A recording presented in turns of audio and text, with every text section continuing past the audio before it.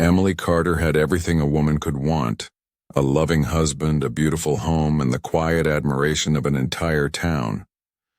In Maplewood, she and Daniel were the perfect couple, the ones people pointed to as proof that happiness still existed.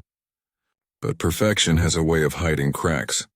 Behind the glowing windows of their white house on Willow Lane, secrets were festering, lies whispered over late-night phone calls, perfume that wasn't hers, and a love that had begun to rot.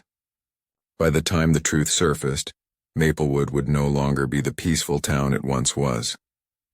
Someone would be dead, and the perfect marriage everyone envied would become the darkest story it had ever known.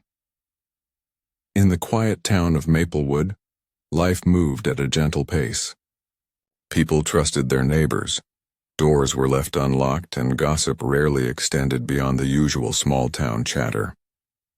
Among its residents, Emily Carter stood out as the kind of woman everyone admired. She ran a cozy flower shop on Main Street called Bloom and Vine, known for its bright arrangements and Emily's warm smile. She was polite, dependable, and always seemed genuinely happy. Her husband, Daniel Carter, was equally respected. As an architect, he had designed several of the town's modern homes, earning a reputation for his creativity and integrity. Together, they were the picture of success: beautiful, kind, and seemingly in love.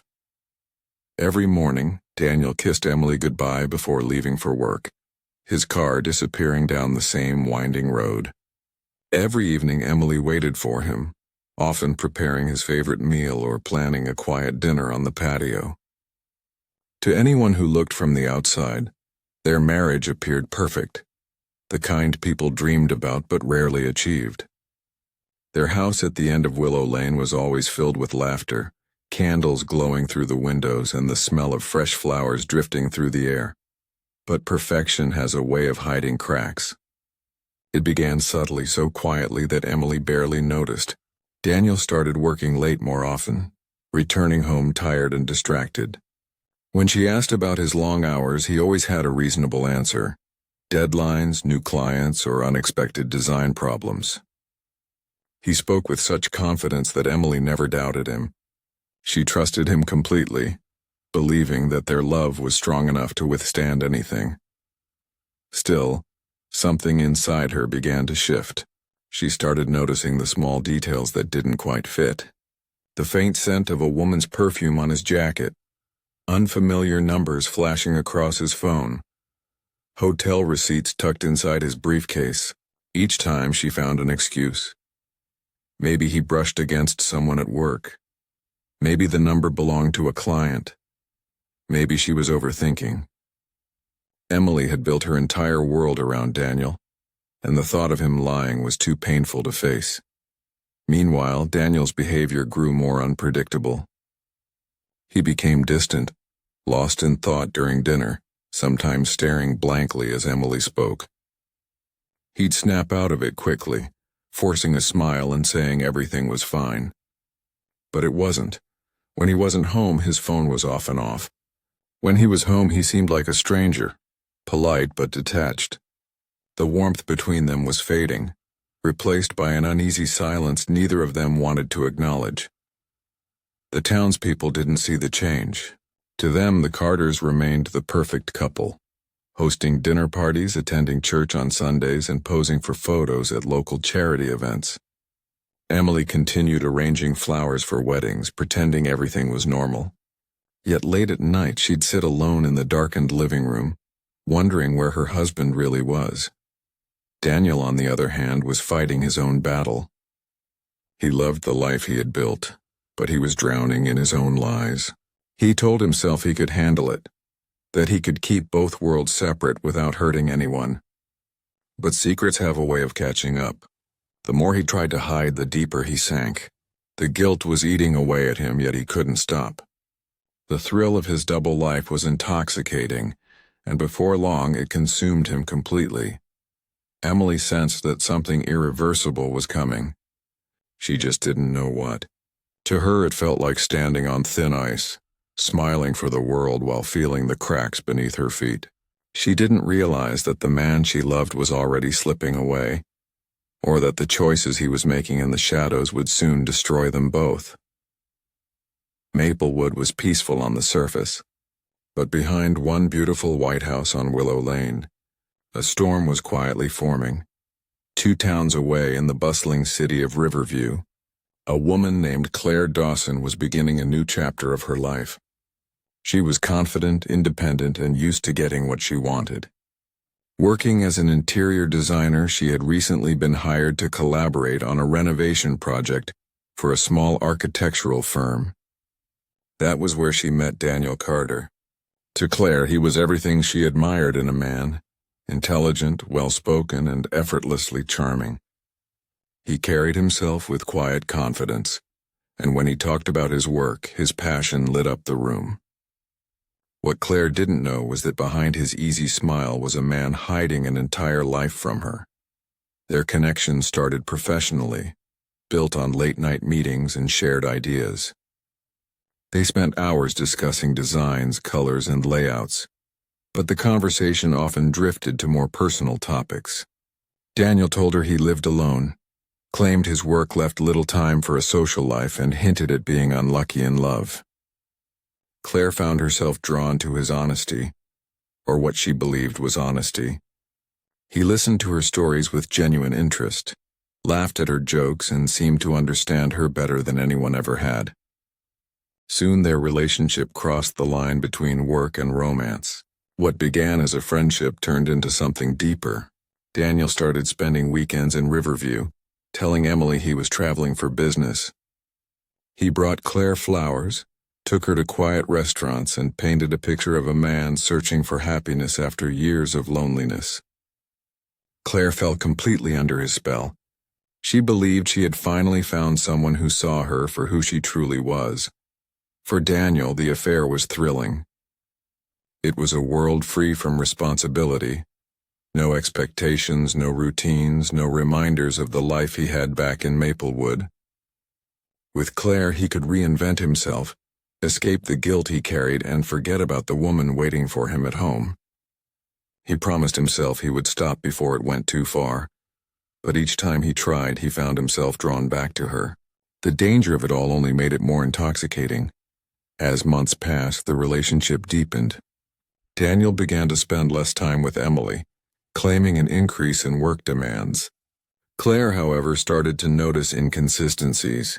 Sometimes Daniel seemed distracted, distant even, as if his mind was somewhere else.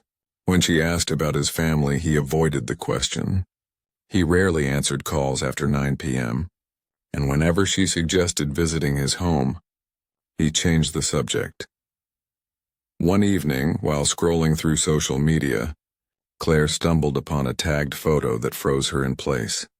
It started with a single message: short, anonymous, and impossible to ignore. Emily found it in her shop one morning, slipped between the petals of a bouquet delivered without a return address. The note read only a few words: "He's not who you think he is." At first, she thought it was a cruel prank, maybe from a jealous competitor or a stranger with too much time. But over the next few weeks, more messages appeared. Some were left at her door, others mailed to her workplace. Each one hinted that Daniel was hiding something. A double life, another woman, lies that went deeper than she could imagine. Emily tried to dismiss them. She told herself that people sometimes targeted happy couples out of envy, but doubt is like a slow poison, and once it enters the mind, it spreads quietly. She began watching Daniel more closely.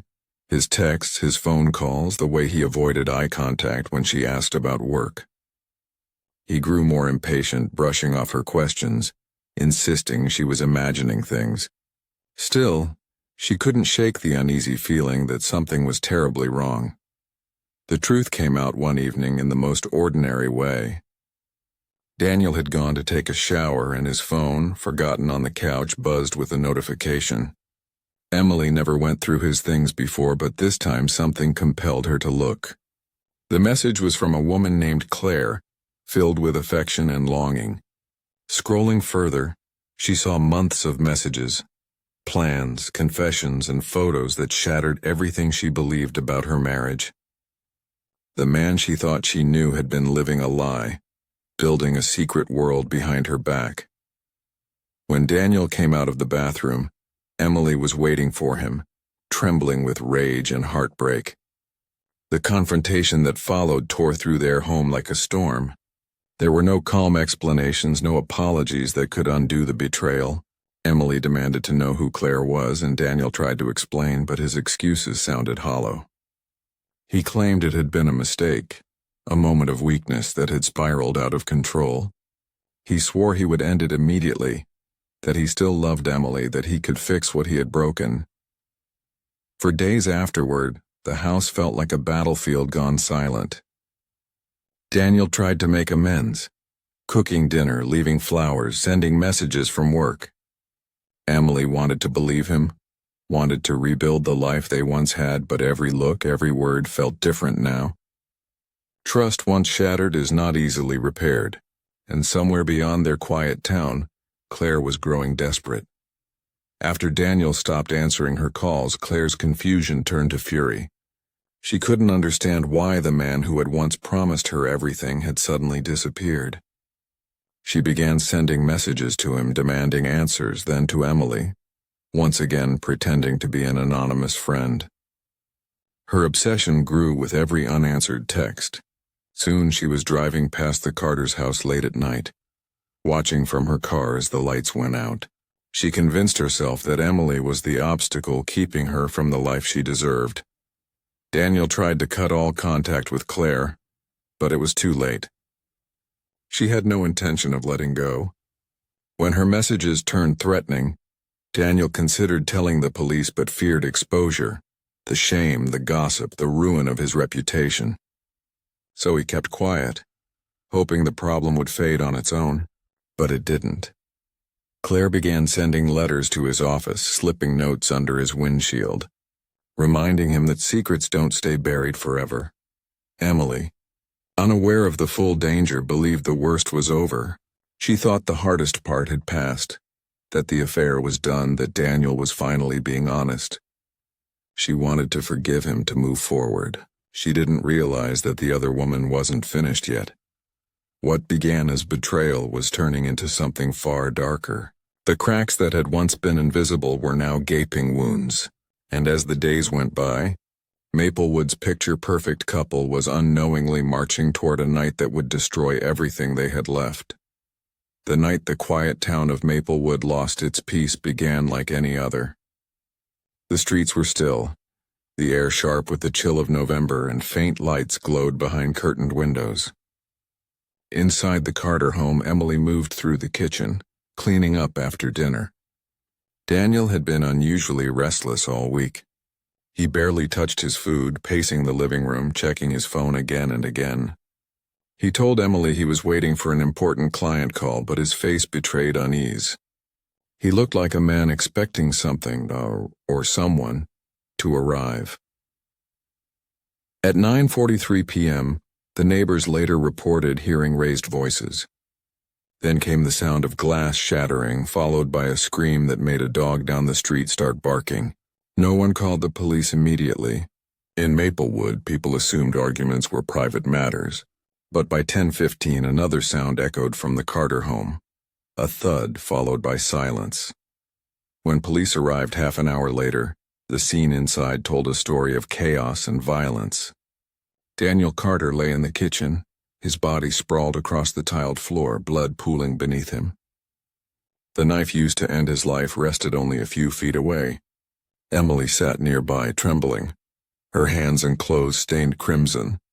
Her eyes were wide but empty, fixed on the body of the man she had loved. Officers quickly noticed strange inconsistencies. There were no signs of forced entry, suggesting that whoever entered had either been let in or already had access to the house. A chair was overturned and shards of a broken wine glass glittered across the floor. The faint scent of perfume lingered in the air, not Emily's familiar floral scent, but something heavier and unfamiliar. As paramedics confirmed Daniel's death, police began questioning Emily. Her story was hesitant, disjointed. She claimed she had heard a noise from the back of the house and found Daniel arguing with someone. When she rushed in, chaos erupted. She said she tried to help, but by the time she reached him, he was already bleeding. She insisted she didn't see who it was, though her voice wavered as she spoke. The officers noticed a single earring on the floor near the back door, small, gold, and shaped like a teardrop. Emily denied it was hers. When investigators collected evidence, they also found faint footprints near the mudroom, too small to belong to Daniel. There was no question that another person had been there that night. The news spread through Maplewood by morning. Neighbors gathered outside, whispering in disbelief. The Carters were supposed to be perfect, the couple who smiled through everything. Now their home was sealed with police tape, the place of a gruesome crime that no one could understand. Emily was taken in for questioning. The detectives pressed her for details, but her memory seemed fractured. She repeated the same fragmented story. Daniel had been in the kitchen, there was shouting, and then blood. They asked about the earring, about Daniel's supposed affair, and about any recent threats. At first she denied everything, but when faced with the messages found on Daniel's phone, her composure began to crack. Meanwhile, another lead emerged from a gas station camera 2 miles away. Footage from that night showed a dark-colored sedan pulling into the road that led to Willow Lane, just after 9 p.m. The car belonged to Claire Dawson. When detectives visited her apartment the next morning, she wasn't there. But inside, they found evidence that made their suspicions impossible to ignore. Gloves stained with blood, a folder containing photos of Daniel and Emily, and dozens of handwritten letters addressed to Daniel, some affectionate, others furious. When they finally located Claire at a motel outside Riverview, she appeared calm, even detached. She told investigators she had gone to Maplewood that night to talk things through, but claimed she left before anything happened. She denied hurting anyone, insisting she just wanted closure, yet the evidence painted a different picture, one of obsession, betrayal, and rage. By the end of that week, both women's lives were under a microscope. Emily, the grieving wife, was now a suspect. Claire, the other woman, was being called a murderer. The public saw it as a simple story, a love triangle gone deadly. But detectives sensed there was more beneath the surface. Too many details didn't add up, and too many lies had already been told. The truth, they would soon discover, was far more tangled than anyone imagined. The night Daniel Carter died was not the result of one person's rage, but the collision of 3 lives built on deceit, and only one of those lives would emerge from the darkness with the full story left to tell. The investigation into Daniel Carter's murder gripped the town for months. Maplewood, once quiet and content, became a place of whispers and speculation. Everyone had an opinion.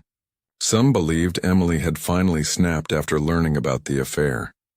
Others thought Claire had gone mad with jealousy. But as detectives pieced together the evidence, they began to realize that the truth didn't fit neatly into either version. What had happened that night wasn't a crime of passion committed by one woman. It was a collision of betrayal, fear, and blind desperation. Forensic results provided the first clue that something was off. Daniel's blood covered most of the kitchen, but traces of Emily's were mixed with it. She had a deep cut on her arm that she couldn't explain clearly, claiming she might have injured herself while trying to help him, yet investigators weren't convinced. The knife found at the scene had both her fingerprints and Claire's, which suggested they had both handled it at different times. There was no forced entry, meaning someone had been invited in. Slowly, a more complex picture began to form, one that neither woman wanted to admit. As detectives dug deeper, they discovered that the night of the murder, Emily had texted Claire using Daniel's phone. She had found the number in his messages days earlier, and instead of deleting it, she had decided to use it. Posing as Daniel, she invited Claire to the house, claiming he wanted to talk and end things properly. The decision came from a place of anger and pain, but also from a desperate need for closure. Emily wanted to confront the woman who had stolen her husband's affection, to make her see the damage she had caused. Claire, still consumed by obsession, drove to Maplewood believing Daniel wanted to reconcile. When she arrived, the house was dimly lit and Emily was waiting. What started as a confrontation turned into chaos. Words turned to shouts, shouts to threats, and somewhere in the blur, Claire pulled a knife from her purse. Whether she brought it for protection or revenge, no one could say for sure. The two women struggled, each accusing the other of ruining everything. When Daniel arrived in the middle of it, he tried to separate them, but in the confusion the knife found its mark. Daniel fell, bleeding heavily, while the two women froze in shock. Panic set in immediately.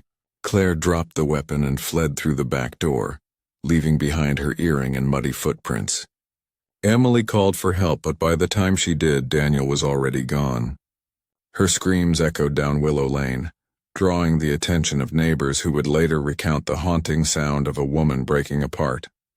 In court, both women told different versions of the story. Claire claimed Emily had attacked first, driven by rage and humiliation. Emily insisted that Claire had come armed and out of control.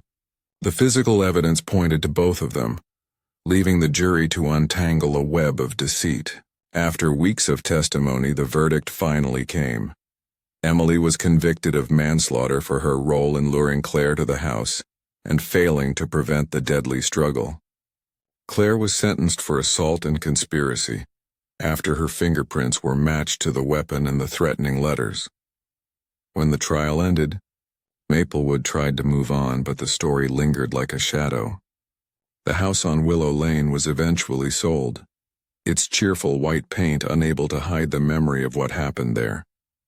People who walked past at night swore they could still feel the chill of something unfinished, a presence that refused to fade. In the end, there were no real winners. Daniel was dead, Emily's life destroyed, and Claire's obsession had cost her everything. The town that once saw the Carters as perfect now remembered them as a tragic warning, and that behind the most beautiful smiles can hide the darkest secrets. The story of the Carters and Claire Dawson became Maplewood's cautionary tale, told in whispers and late-night conversations. It reminded everyone that love can twist into something dangerous when mixed with lies and pride. What began as a marriage built on trust ended as a nightmare born from deceit, and the scars it left behind would never fully heal.